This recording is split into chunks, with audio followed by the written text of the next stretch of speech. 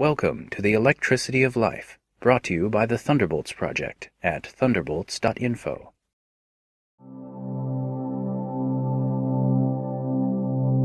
As bees drink sugary nectar and collect pollen for its nutrients and fat, these interactions between pollinator and plant include evolutionary adaptations to electrical science.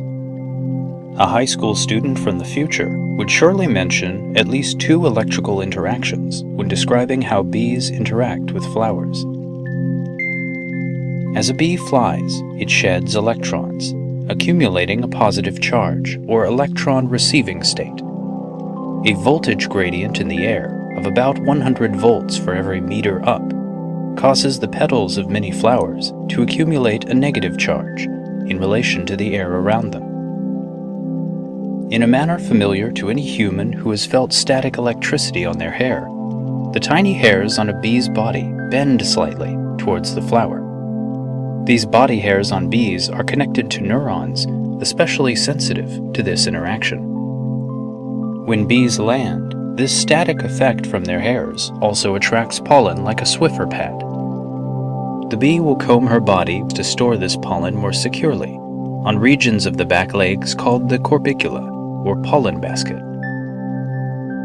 The flower will still have a lower charge of electrons after this visit. For about 100 seconds, for example, this decreased charge may serve as another indicator that bees use to determine which flowers have just been visited.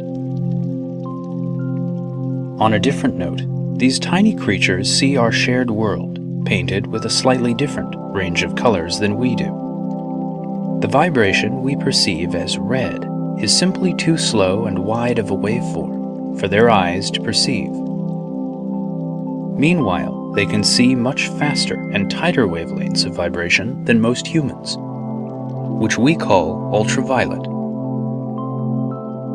Consider this when you see flowers that appear to our eyes to look rather simple. They may have additional features that our eyes simply do not see.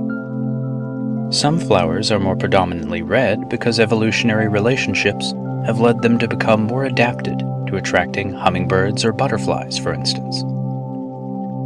Bees are likely just one of many insects which use electrically sensitive hairs for different purposes. We simply may not allocate money and time towards the scientific study of such things.